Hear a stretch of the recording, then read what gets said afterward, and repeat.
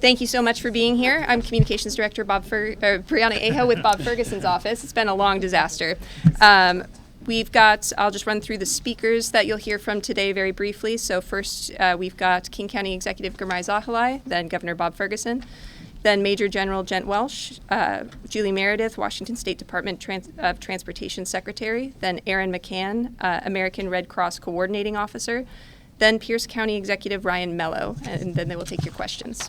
With that, Governor Bob Ferguson. Actually, Kermai, you're first. We're taking things out of order. Force of habit. Yeah. Thank you so much. Good morning, everyone, and welcome to the King County Chinook building. I want to thank Governor Ferguson and all of our elected partners and first responders for being here this morning. Welcome to King County. I can only be here for a few minutes this morning because early this morning, my wife and I welcomed our second baby girl. Yeah, thank you so much. So I will be rushing back to the hospital here very soon, but I want you to know that our teams at King County are keeping me informed on a consistent basis, and Deputy Executive Curran Gill, who is somewhere around here back there, will be stepping in for me as needed over the coming days. Before our announcement, I want to say that I am so proud of the collaboration that has been happening across all levels of government with our cities, our counties, our state. We have received excellent communication from Governor Ferguson and his team during this disaster. Even last night, we were able to pull together a meeting with all of our South King County mayors, along with our governor and our 2 U.S. Senator offices. This is the type of collaboration that I want our region to feel hope from. I know we're experiencing all kinds of challenges right now with the levee breaches, one at the Desimone levee just this morning with the White River in Pacific. All of those situations are being handled as we speak, and those levees are being repaired. But today, I want to share that collaboration is going to go to the next level. With the coordination of the council and our chief budget officer, we are announcing today that King County will make an initial investment of $1.5 million in shelter assistance and debris removal.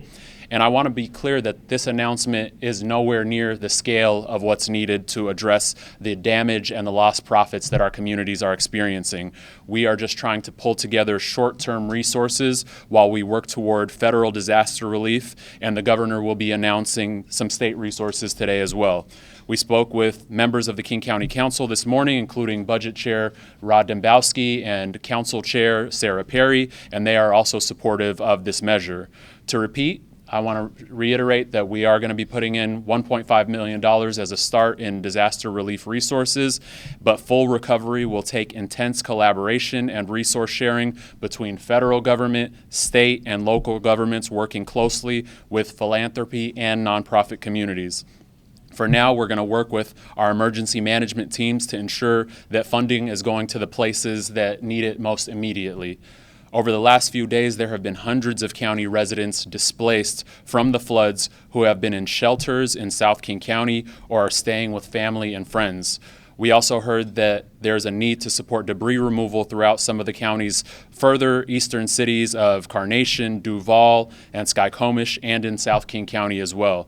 We're going to identify needs to get resources out as soon as possible to support work in those areas.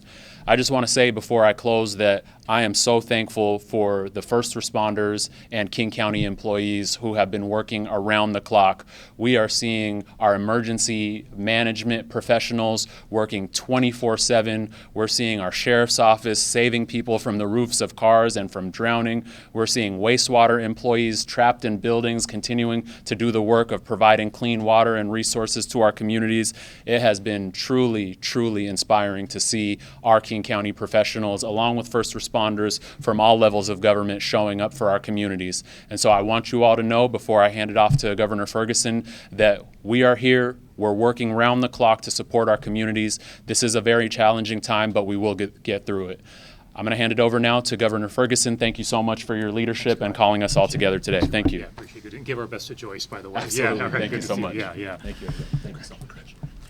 So we appreciate the county executive hosting us, number one, but also, obviously with a significant day in his life and Joyce, we wish them all the best and appreciate him taking a few minutes to join us. I also want to thank all those who have joined us today on very short notice. Things are happening fast, and we appreciate the collaboration, the hard work of everybody who's here. We got a range of elected officials and community members who are here, and you'll be hearing from some of them in a few moments. I also do want to take a moment to thank the media who's here. I've been tracking, to the extent I have time, the reports are going out there, and getting that information out to the people of the state is, I have no doubt it's saving lives. Like, there's just zero doubt in my mind. And also just a sense of, there's nothing like a visual to get a sense of the scale. I think it's easy to get complacent for folks, like, hey, it's another storm. But I think when you see some of the visuals that are being reported out there, I'm confident that that has more than the words I can say or any of us can say. To see those images, I think, are important, and I just deeply appreciate that you're all doing that. And I know this is, I think, our 5th press conference since this started, and I just really appreciate all of you communicating out in the ways that you are. It's been a difficult week, and that difficult week has been made more difficult by a loss of life that was reported early this morning in Snohomish County.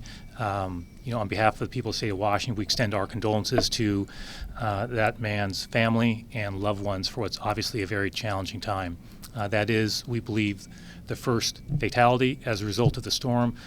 We've had many conversations about, in the last 5 days, how thankful we are that there had not been a fatality, and that really feeling like a minor miracle, to be perfectly honest, just given the scale of the challenge. But our hearts go out to that individual and their family and loved ones. I also want to express my deep appreciation to our first responders, the National Guard, our emergency management teams, numerous state employees, and all those who are lending a hand to help Washingtonians through this emergency. Long hours, as you might imagine, are the norm for those individuals. We deeply appreciate their hard work and dedication. I've met a number of folks who are not only doing that work, but then going to their homes at the end of a long day to try and stabilize their home situation and deal with the family situation, because the floods are impacting them quite directly. And that is quite inspiring to see that level of dedication. Even they have their own risks that are personal, that they're out there doing their work to help other Washingtonians. As we've been saying every day since this started, the situation is extremely unpredictable. And that's something I want to emphasize again to all Washingtonians. We've seen that unpredictability just in the last 24 hours as 2 examples: the levee breach in Tukwila and also the situation in Pacific Washington this evening, where there was an emergency evacuation. I've seen video of people literally on the streets in the middle of the night coming out of their homes. We have, this is not, and it's not a 1 or 2 day event, right? We're in for the long haul, and all that water is putting a lot of stress on our infrastructure. And we're seeing that in real time. And that is something I just want to emphasize to Washingtonians, to be alert. If you get an evacuation order, for God's sakes, follow it. I was down in Pacific County with Executive Mello Sunday, I think it was, and met with water rescue personnel, and one of those individuals said, this is someone who's done a lot of water rescue in his professional life. He mentioned in the last couple of days being in a situation in the water that he felt was a life-threatening situation for him. Nobody wants to put our first responders in that level of danger. If you get an evacuation order, leave. That's for your own safety. It is also for the safety of first responders, because guess what? If you're in trouble and you call, they will go get you out. That puts themselves at risk. And so we're asking individuals for this very volatile situation to make sure that they're listening to those orders. I also just want to add the coordination at all levels of government, with tribes, with organizations that you'll hear from, communities across our state, has truly been tremendous. That is, I ask at every stop I go to, and I've been to a number, is there anything else you need? Is there any more coordination you need? The response has always been, no, we've got the resources we need. People are responding quickly. That's from Grays Harbor to Yakima, Stehekin, all around. That has been the response I'm hearing from folks. And that coordination, we need it. And it has served us well. It's helped. The other thing I think has helped is significant investments in infrastructure in recent years. In Ording, for example, investments in a levee system there compared to floods several years ago, night and day in terms of the impacts there. Mount Vernon, Washington, the seawall there literally saved the downtown. King County, the King County Flood Control District has invested hundreds and hundreds and hundreds of millions of dollars to shore up our flood system here and prepare for it. I can't tell you how many conversations I've had with individuals saying, it's bad, it's really bad, but the magnitude would have been far, far worse had we not made those investments. And these are investments just in the last recent years, have literally, their commitments saved lives, saved businesses, saved entire downtowns. So I think all those things have served us well, and I'm grateful for leaders over recent years who have made those investments and the individuals in the state of Washington willing to invest in that. While it will be some time before we know the full scope of the emotional, physical, and financial impact, this natural disaster is undoubtedly one of the most devastating in our state's history. I do want to take a moment to speak directly to Washingtonians who are directly impacted by this emergency. We see you. We know the situation you're in. We're doing everything we can and moving heaven and earth to get resources to you as quickly as humanly possible. All Washingtonians, even those not directly impacted by this disaster, need to brace themselves. We are in for the long haul with this natural disaster. We'll provide more information, but our infrastructure has been compromised. We'll have to dig ourselves out of this situation. This is not a days-long thing or a weeks-long thing. This will be going on for months. This is a very significant event in the history of our state, and that's an understatement. And that's why we're working as hard as we can around the clock to treat it exactly that way. To give you a sense, we've already had over 1,200 rescues and evacuations across more than 10 counties in Washington state. Once again, Washingtonians need to stay alert to the situation and obey road closure signs and evacuation orders. We expect additional widespread flooding across the state today and tomorrow. The Skagit and Snoqualmie rivers, as just two examples, are both expected to surpass major flood stage, cresting today and tomorrow. Importantly, we're also expecting major high winds across the region in the next 24 to 36 hours. The report I had yesterday was up to 60 miles an hour. You can imagine in a state that's been inundated with the amount of moisture that we've experienced, those type of high winds can be potentially very dangerous and create all sorts of challenges for us in the work that we're doing and making the situation even more challenging for first responders and for all of us to respond to this situation. Roads and highways. State Department of Transportation, you'll be hearing from Julie, has reopened more than 60 roads since the storm started. I'm deeply appreciative of the hardworking Washington employees who are out there around the clock reopening those roads. It seems like for every two they reopen, another one, something happens, right? So, but they're out there relentlessly trying to keep those open for Washingtonians. We deeply appreciate the hard work of those state employees. As of this morning, there are closures, I believe, on 13 state highways. That number, of course, changes almost hourly, daily for sure. But as of now, that's the number. There are currently additionally 7 road restrictions. Several state highways have been severely damaged. Julia will provide more information, but I just want to highlight a lengthy stretch of Highway 2, as you probably know, is severely damaged. It is very difficult for us to project how long anything will take to repair. We're just getting our arms around the scope of the challenge up there. But as an example of what Washingtonians need to expect, we anticipate that Highway 2 will be closed for months. It's premature to estimate exactly how long that will be, but that is obviously a major highway. We understand the implications to business and individuals and human lives on not having that highway available for an extended period of time. We're going to do everything we possibly can to repair it as quickly as possible, but literally underwater in stages, there's major issues on that roadway, on that highway, as just one example. We understand that many Washingtonians' lives have been deeply impacted personally by this emergency. We're also moving quickly to try and get relief to those individuals. I've had numerous conversations with my team, with local elected officials across our state, see what can we do to pool immediate assistance to folks who may need assistance with a hotel stay, groceries, baby diapers, that type of thing. This morning I signed an amendment to my emergency declaration. The amended proclamation adds more information about county-specific impacts in 14 counties, and it activates several state cash and benefits assistance programs to provide emergency support. I'm appreciative of the legislators who are here and others who have worked in recent years to create this system in place so we can move those dollars out on a very short-term basis while we move forward on trying to get a declaration of emergency relief from the federal government. We're working to activate as many state resources as we can. We currently have identified $3.5 million that I, as governor, can move on my own without legislative action. I know the legislature supports that decision anyway, but of course there are limits on what I can do as governor. Of course, without legislative action, we've identified that $3.5 million. We'll provide information to the public as soon as we're able to stand that process up where folks can access. I'm also working with leadership in the House and the Senate to move forward on essentially first week legislation of the legislative session to get additional resources to folks right away and increase that dollar amount. More to come on that. I want to make sure I finish the conversations I need to have before making a public announcement, but obviously we're working hard to make sure we increase the amount of short-term funding available to folks who are really dealing with the crisis situation right now. Our Emergency Management Division is also setting up disaster case management. That will provide assistance to counties and tribes to hire disaster case managers. These case managers will provide long-term assistance to Washingtonians and help them navigate the resources available to them. We expect to bring that online soon. In addition to these individual assistance funds, there are other resources and assistance through many different agencies.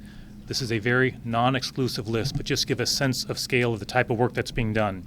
The Washington Department of Agriculture expedited USDA foods to Skagit County and will deliver more than 70,000 pounds of food tomorrow to local food pantries and meal programs. They're also helping farmers find services, including helping identify locations to shelter animals. The Healthcare Authority is instructing Apple Health pharmacies to replace lost or inaccessible medications or supplies due to flooding. The Department of Social and Health Services is helping connect people who are deaf, blind, or hard of hearing to resources, including its hearing equipment replacement program. The Office of the Insurance Commissioner has teams of experts ready to deploy when the time is right to help homeowners and businesses. That is just a sampling of a few examples, but as you can imagine, across many agencies and governments and tribes, a massive amount of work is being done right now to make sure we're getting resources out to individuals, and we all understand that we need to move in a manner consistent with the scope of the challenge that Washingtonians are facing. We're also moving forward to seek federal funding for needs as well.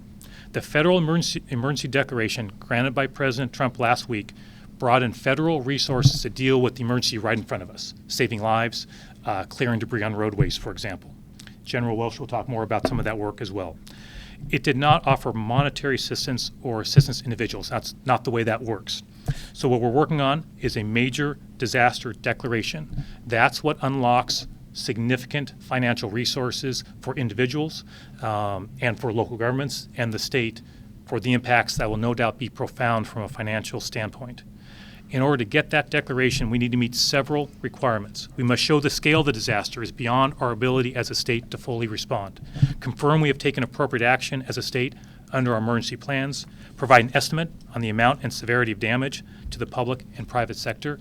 This can be a time-consuming process. We've already started the conversation with local governments. We've had many conversations to make sure we're coordinating as quickly as possible to get that information and make a compelling case to the federal government of the scope and size of the damage that's been done to our state. We need to describe the resources utilized to alleviate the disaster and provide preliminary estimates on the type of assistance needed. I am confident we will make a very compelling case for disaster relief. Maybe I'll just briefly mention there are 3 types of FEMA disaster assistance that we'll be seeking. Public assistance can be provided to state, tribes, and local governments and certain nonprofits for emergency work to repair or replace facilities damaged by the disaster. That would include things like roads and bridges that we'll desperately need assistance with. Also, hazard mitigation assistance can be provided for projects like flood mitigation. And third, and importantly, individual assistance can help with a variety of costs for individuals who are facing significant costs after a disaster, including temporary housing, home repair, counseling, and legal services. We're also working with the Small Business Administration to get a disaster declaration from them, which will allow homeowners, renters, and business owners to access low-interest disaster loans. And before I turn to the general to say a few words, to put this in some context for Washingtonians, this is a major event in our state's history. It is truly historic. The river levels we have seen are historic, and we've been tracking those river levels for more than a century. Every day I get multiple briefings, and just as one example with Julie on roads, like clearly just those highways are under a lot of stress right now. And it'll take us time to even determine how long it will take to reopen some and exactly what that damage is. So, I deeply appreciate Washingtonians pulling together during this really challenging time. Neighbors are helping neighbors. Communities are helping communities. I can't tell you how many elected officials have said, hey, you know what, our community's not impacted, but we want help. What can we do? We've got resources. That's the approach That does not surprise me in our state. We're all pulling together to address an extremely challenging situation. And for those Washingtonians, again, who are directly impacted, I just want you to know, speaking to you directly, we're all doing, and many thousands of other Washingtonians are doing everything we possibly can to get you help right away. Thank you so much for being here. I'm going to turn now to the General for additional information. Thanks, Jim. Thank you, Governor. Thank you all for being here today. And certainly thanks to our new King County executive and new dad as of this morning, Executive Zahilay. King County has been a tremendous partner in this, and we truly appreciate the collaboration, and really so has the media. Appreciate everybody being here, appreciate the support. You're sharing critical life-saving information. You're sharing it every day, and in some cases, every hour. We've been relying on you to get the word out about evacuation notices, weather forecasts, and when we move into this recovery phase, we'll be turning to you to help share some of the information to get people help with some other resources out there. We are now on day 8 of this disaster, and for me and many others here, I think it's feeling a lot like Groundhog Day. Every morning we wake up, we pull out our phones out, and we look to see for some improvement out there, but Mother Nature seems to keep throwing us another curveball.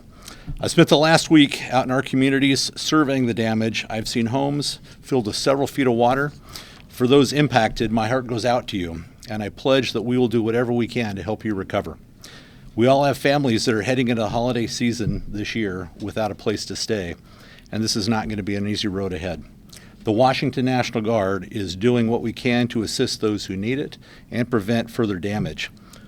You see it on the commercials. When events like this thing happen, our men and women leave their civilian jobs, they get into their cars, they leave their families, and they offer their communities a helping hand. And I wear a patch on my uniform, and it says Mission, People, and Community. And this is the emphasis on the community part. Our women and men live and breathe this, and the last 8 days have demonstrated this community commitment. We still have approximately 250 soldiers and airmen helping with this response. They've filled over 15,000 sandbags. They're preventing people from driving down dangerous roads, and they're going door to door to help with evacuations. We have aviation crews that have helped with search and rescue and to gain situational awareness. Our helicopters and pilots remain on standby and will likely get a bird's eye view in the next coming days of damaged roads across the state. Yesterday, we sent a team immediately to Tukwila to help with the levee breach. Our team was asked to walk the levees and dikes and help identify any weaknesses. And early just this morning, we moved people and 8 vehicles closer to the town of Pacific to help emergency crews responding to the levee breach there. We will keep these men and women prepared to go at a moment's notice, and if necessary, quickly add to our numbers. We have more folks that can roll out the door if they're necessary. With that, I want to remind you that the National Guard does not self-deploy, and that's for good reason. We go where we're asked, either by the governor or local jurisdictions. So if you wonder why the National Guard is in one place or another, it's because someone has asked us to be there. So let me stress this. We are helping here for this flood response, and we're helping with our local partners. Any suggestion to the contrary just isn't true. I want to give a shout out to our federal partners who are here that have been a tremendous help. The emergency declaration approved by the president last week unlocked a lot of direct resources, people and equipment, and we're putting them to work now. That was incredibly evident this morning when we learned about the situation at Pacific about 2 o'clock this morning. The U.S. Army Corps of Engineers immediately got to work finding sand and getting those large 5,000-pound HESCO sandbags in place. The situation in Pacific, while bad, certainly could have been a lot worse, and I would say we are certainly not out of the woods yet. I appreciate our partners at the Corps of Engineers for their quick action this morning and certainly throughout the duration of this week. Additionally, you have federal search, urban search and rescue teams in the Pacific area this morning helping with evacuations and any swiftwater rescues, and I think there may have been some already. Again, another federal resource that we turn to immediately. The federal government has provided several of these search and rescue teams, and again, we have one positioned up in Marysville, 2 in Kent, and one down at JBLM. The Coast Guard has been a tremendous help with rotor wing aircraft supporting search and rescue operations throughout the Northwest. Meanwhile, I'll be heading up to Bothell tomorrow to visit our partners from FEMA at their Regional Response Coordination Center. These folks have been on every coordination call with us and have sent folks to Camp Murray and our State Emergency Operations Center. They've been true partners, and we certainly appreciate that. Again, truly a team effort. Appreciate the help from every one of our federal partners, even that I didn't mention. As the governor mentioned, we're currently working to assess the damage. It's going to take time. It's one step forward in some cases and two steps back with the constant storms. But we'll remain in contact with our federal partners as we move through the process and, as the governor said, request a major disaster declaration just as soon as we can. It's going to take some time. There have been a lot of questions about damages. As we go and gather that information, we won't have firm numbers really until the storm waters recede and we can safely get in there. And let me stress, this is an evolving situation, as the governor said repeatedly. The next couple days and even in the couple weeks, it's going to be challenging, and especially tonight over the next 24 to 48 hours with the heavy winds on top of saturated ground. You've got potential power outages, roads out, all in the middle of a flood. So really a complex series of issues. Please continue to follow the guidance from our local emergency managers and first responders and be confident that we are willing to deploy resources quickly to help our local communities. Thank you.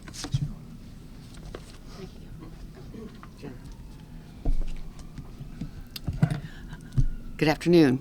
I'm Julie Meredith from the Washington State Department of Transportation.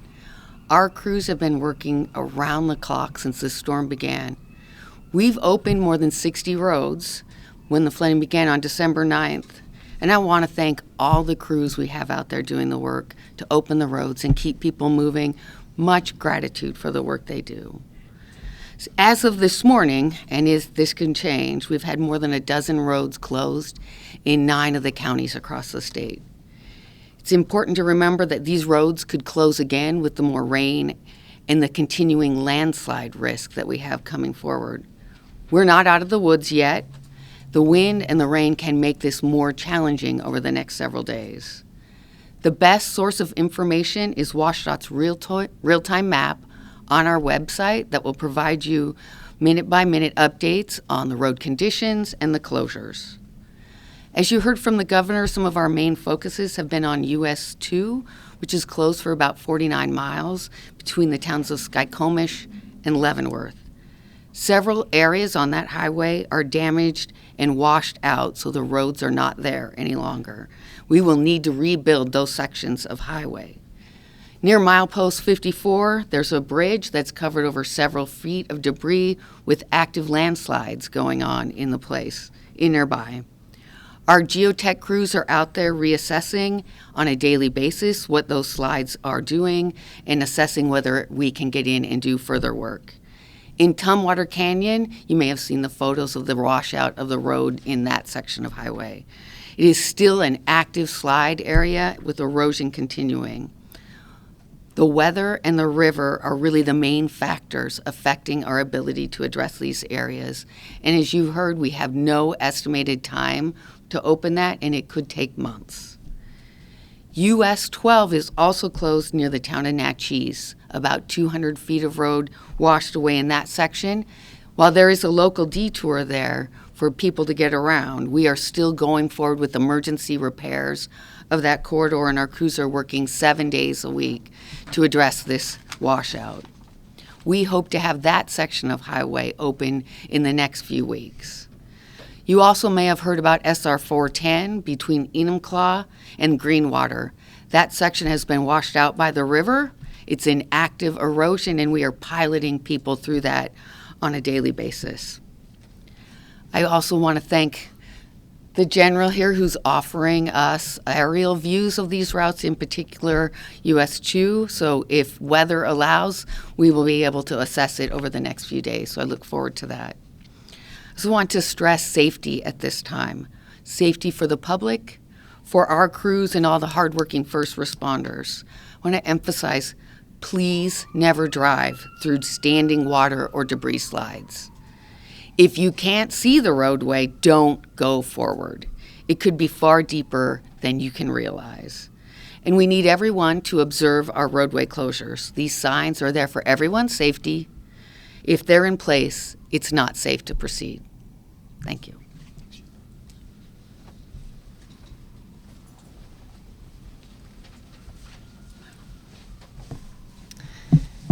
Good morning, you all. Erin McCann here with the American Red Cross Coordinating Officer for our event that we are supporting here in the state of Washington. Thank you, General. Thank you, Governor and King County for having us here. We appreciate having a seat at the table and being able to share our message today.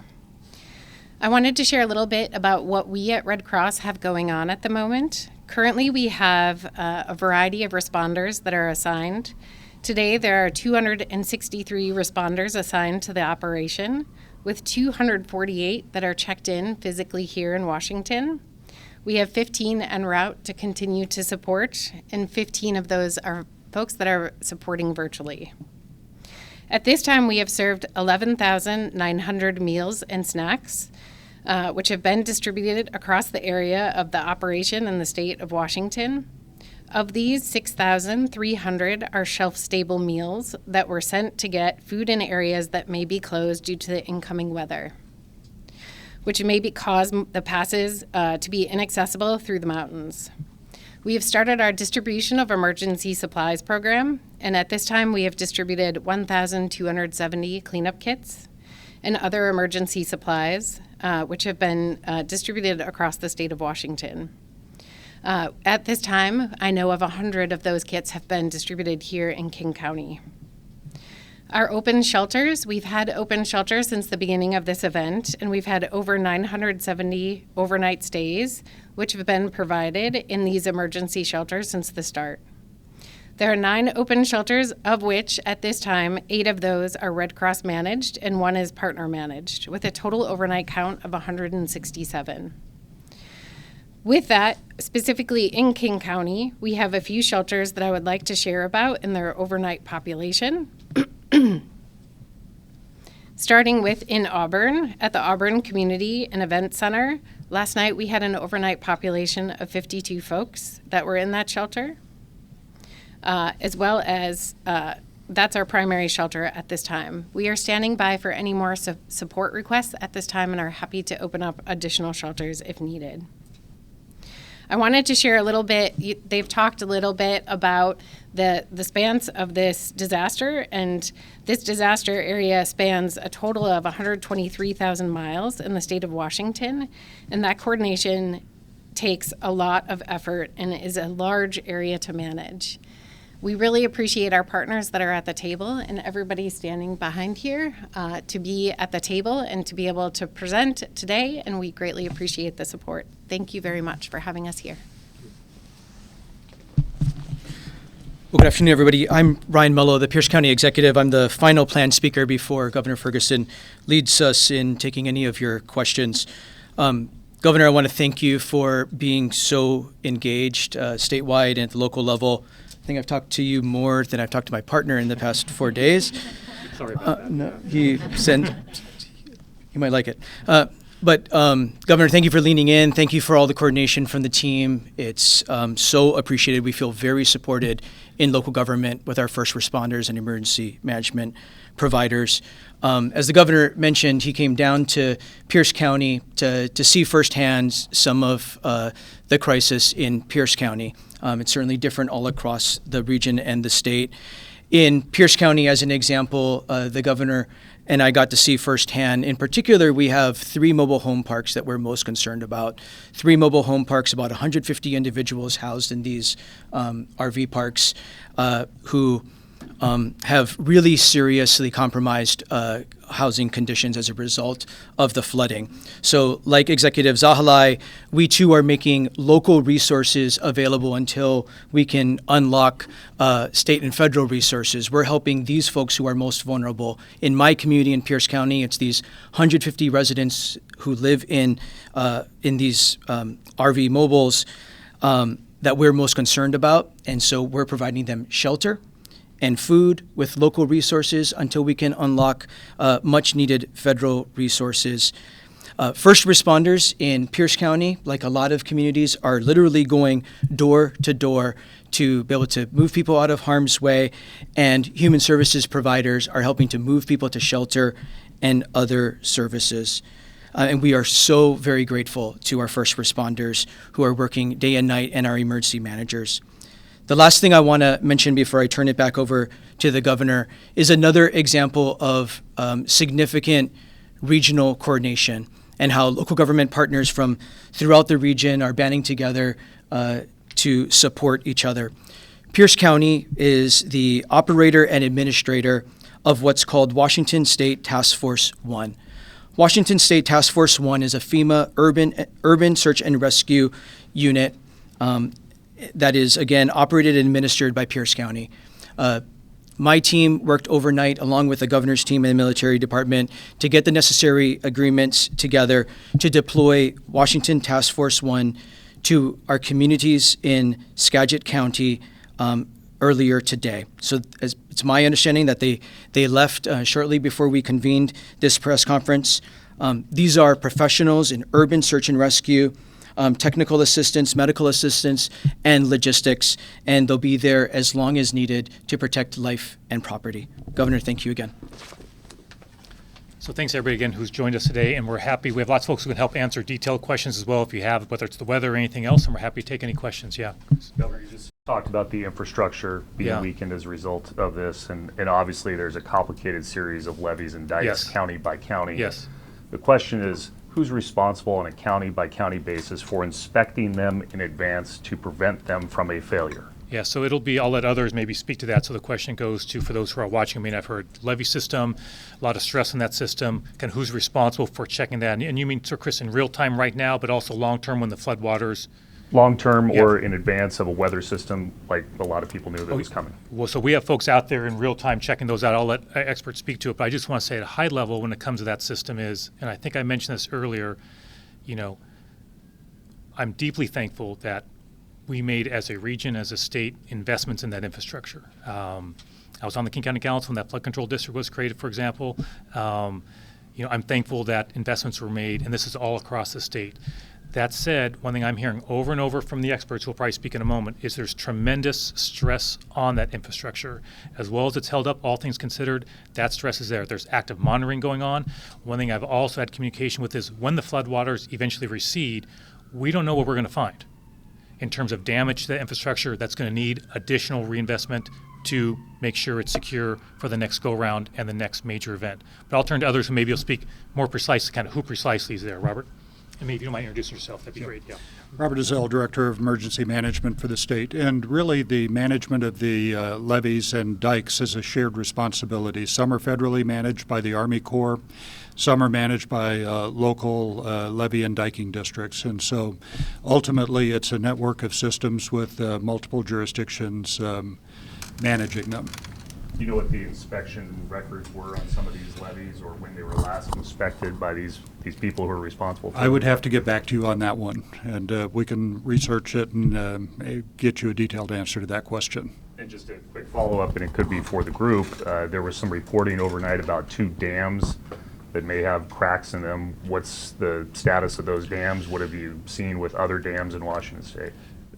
We've had a couple of dams that we've been watching, one out in Grays Harbor County, and then we are always keeping track of the ones in East Pierce and King County. And so we've seen some areas of concerns. The experts, the Army Corps, and others are watching those to make sure that they're not presenting a danger to the public.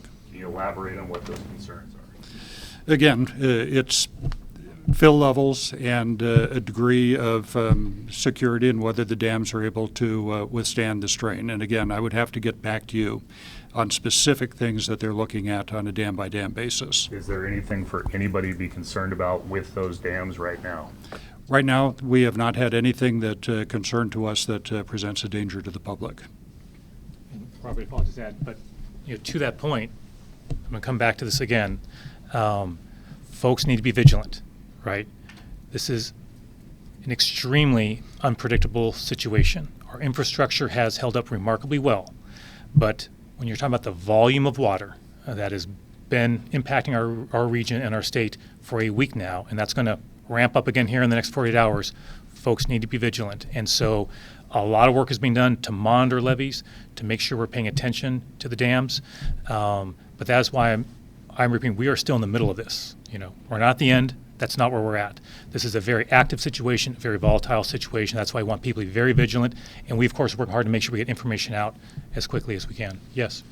Governor, so obviously a big part of this is just waiting for the weather to let up and relieve some of this pressure. But can you talk about some of the factors that are in our control as far as trying to slow down some of the flow, relieve some of the pressure? Like what kind of tweaks are being made to mitigate this? Yeah, so we've had conversations with our federal partners at every level for exactly that issue, to make sure that, hey, as we make adjustments on water levels, what are the impacts going down in terms of flooding? So those are conversations that are happening in real time every single day.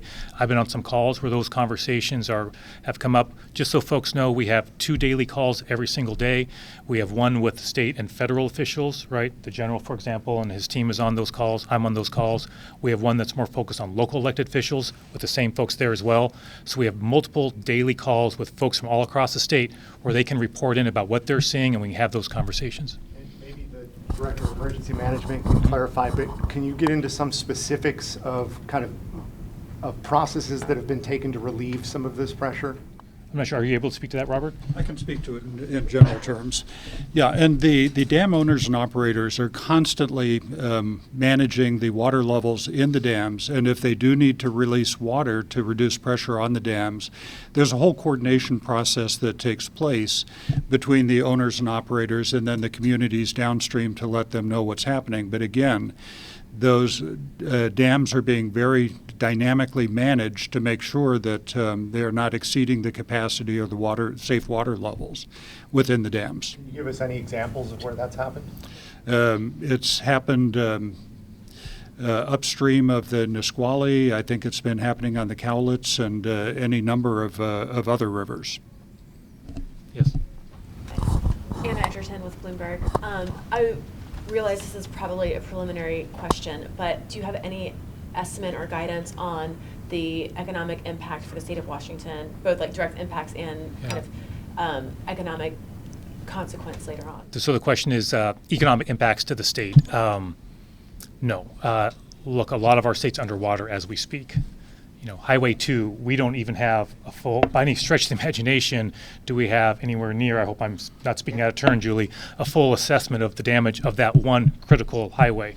So again, I want to underscore, this is a major event. A lot of our state's underwater. We can't access certain parts of the state. So anything I say about that would be totally inappropriate and premature. What I will say is the impacts to our state from a financial standpoint, right, from an infrastructure standpoint, that will be profound. There's no way to sugarcoat that. That will be profound. I don't know what that dollar amount's going to be. We're not going to know that, I suspect, for quite a while. And also, we're appropriately focused on what's right in front of us, right? Everybody's pretty maxed out, and we're focused on what's right in front of us and preparing for that emergency relief that we need from the federal government. As soon as we have any information around that, of course, we're happy to share that, but it just would be premature at this time. And you were asked a little bit about this on Friday, but without having that complete information, how do you take that into account in your budget proposal and putting that together by the statutory deadline? Yeah, so the statutory deadline for my budget proposal is the 23rd, which I think is Tuesday if I've got my days and dates squared away. You know, we had, planned to already be rolling out parts of the budget by now. Obviously, with the events of this disaster, all that's been changed. So honestly, that's just not been my priority right now, the overall budget. But we are, Senator Peterson, for example, and other legislative leaders, Speaker Jenkins and others, we are looking at what I can do in the proposed budget. Obviously, we have time through the legislative session to work on that, to address in that budget the situation we're facing. So not to get out ahead of my team, but you'll be hearing from me soon about housing investments in my proposed budgets. We are doing things in that budget to utilize some of those dollars to help folks who are dealing with this emergency, who have been displaced from their homes, to try and help as many as we can around housing issues and have resources targeted for them. For example, you will undoubtedly see in my proposed budget a significant investment in infrastructure. That was always the plan. I've talked about that for a long, long time, as long as I've been governor, the need for more work on our roads and our bridges. I think it's fair to say that this disaster has only underscored how important those investments are. So yes, you will see things in the budget that obviously connect to the situation that we're seeing right now. But I also want to add, that's an ongoing conversation I'm having with legislators about needs that they see in their areas overall on how we're going to adjust this budget, notwithstanding a challenging budget situation we have, to make sure we're doing all we can to help out folks who are really struggling. Yeah. It's our understanding that the barrier that failed in Pacific had been a HESCO barrier in place for around 10 or 15 years. Why weren't weak spots like that identified before this, and what are you all doing during this emergency to identify those points? Can someone speak to the specific situation at Pacific County? Yeah. That would be great. Thank you. If you don't mind introducing yourself, Not at all. that'd be great. Yeah. John Taylor, Director of the Department of Natural Resources and Parks. So we had identified that segment as an area that was weak, and that's why we had crews there deployed, kind of watching it very carefully. When it began to break, we had staff there who not only were alerting people immediately nearby, but also notified the Emergency Operations Center. We got Guardian 1 in the air to notify people over a loudhailer, and then we started deploying material to beef it up. We had deployed before this event to reinforce a lot of levees in the county that we knew were weak. And that's a segment that has a large capital project slated. It was supposed to start this summer. But, we can't do everything everywhere all at once. So to clarify his question, you knew this was Yeah. a weak spot? Yeah. Before the flood, you knew it was a weak Absolutely. spot? And we had been out there reinforcing it before this, but we did, with everything we can do, this is an extraordinary event. As the governor said, this is not an extraordinary event in terms of the height of water we're seeing. I mean, it's very, very high, but the duration of it is extraordinary in King County. And so that's why you're seeing levees that typically perform pretty well in floods begin to fail, because the levees are getting saturated and there's a lot of pressure on them and they're getting weak and failing.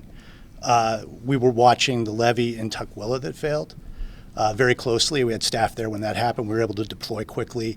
And we have a number of areas where we've got staff very focused on watching them. Want to thank the National Guard. The National Guard has been helping us in doing that. We're trying to stay ahead of this as much as we can, but this is a really, really unusual event. How many weak spots? More than a dozen, I would suspect, across the entire system, some more severe than others.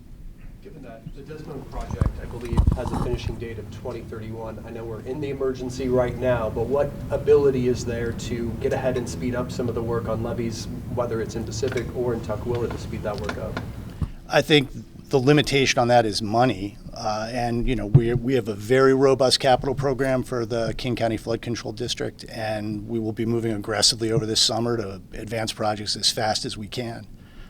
But they're not inexpensive projects.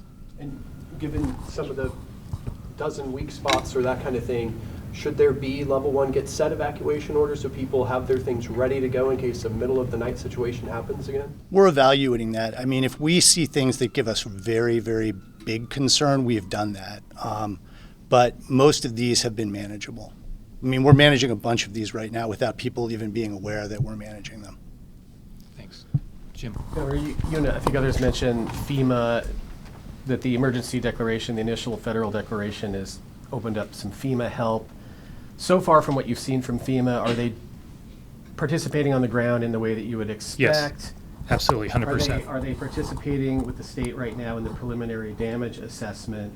And then does that give you any tea leaves to read about how they might receive the ultimate request you mentioned for individual and public assistance? I guess I'm not sure, Jim, if I can sort of speak to the tea leaves. I guess what I'm confident I can say is that the situation that the state of Washington is facing and is confronting and is dealing with, in my mind, will undoubtedly qualify, right, for that disaster relief. We're going to make a compelling case. And one thing I've emphasized in numerous conversations with my friends on the other side of the aisle is asking for their help in communicating, when the time is right, when we get this thing together, to communicate that to the federal government, because this will be a compelling case. And just to the earlier questions as well is, there's a reason why for multiple days, I've been and others have referred to this as a historic event in terms of the amount of floodwaters receiving, the river levels, and the duration of it. So this is taxing our infrastructure.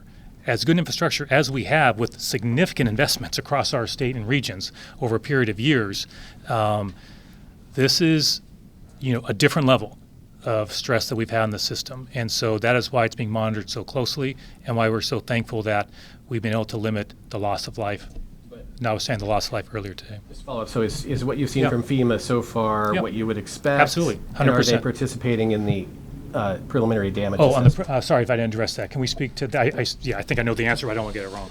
Yeah, the preliminary damage assessment is done in partnership with FEMA. We've already launched that with them, and they're bringing a lot of their tools to bear. So they've been great partners in this whole thing. And Jim, just add that I've had multiple conversations with FEMA representatives throughout this process. From my perspective, their response has been extremely helpful, and we're going to need that continued partnership and support going forward as well. Yes. The $3.5 million that you mentioned that you had identified, what's the source of that, and is there a timeline for getting that money out the door? Brianna's got those. We'll get those to you. I don't want to get into too much level of detail, but there are, I think, 2 different sources of specific items in the budget. Brianna's got that. It may be an immediate advisory. We can turn that. She can hand you a piece of paper, I think, shortly, that's got the exact name of those programs. But those are exactly right. Emergency funds I can turn to right away without having to go through a legislative process. And is there a timeline for using that money? In terms like when it has to be out the door? Or? Yeah, when are you, looking to use it? Oh, when it will go out the door. Yeah. We don't have a specific day. What I can say is the team understands we need to get those dollars out as quickly as possible. There are some things that take time. We got to work with counties on this. There's a process for this, as you might imagine, but I can assure you a lot of folks are working very hard to make sure we're breaking down any bureaucracy to make those dollars available. So as soon as we have a detailed date by which that's available, we'll obviously make that available to the public. But a lot of folks are working on that to make sure we do that in a way that gets it out there as quickly as possible. And what exactly is the plan for how that money would be spent?